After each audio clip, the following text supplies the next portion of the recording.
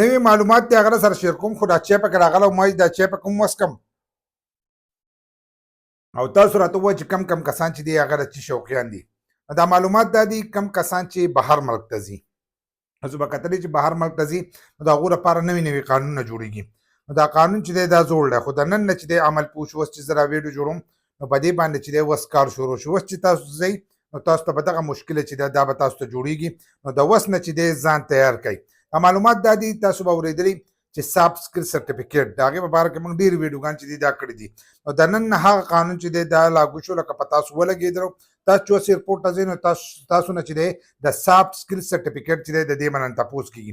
که ستاسو سره سافټ سرټیفیکیټ نه وي نو تاسو بهر ملک ته چې دی دې ته نه شئ تللی. نو سافټ سرټیفیکیټ چې دی دا په کور دننه جوړېږي. که کومو کسانو له طریقه نه ورځي نو د دې په باره کې زموږ ویډیو شته، زموږ په یوټیوب چینل کې مظلومیار آفیشل باندې موږ ویډیو اپلوډ کړې ده.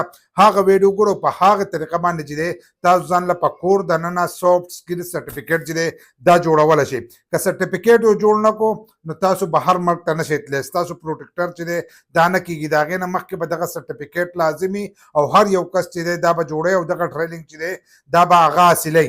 خو دا راته لازم ووایي چې د چې کم کسان چې دي هغه زیات شوقیان دي. زه خپل ځاني د چې زیات نه یم شوقي.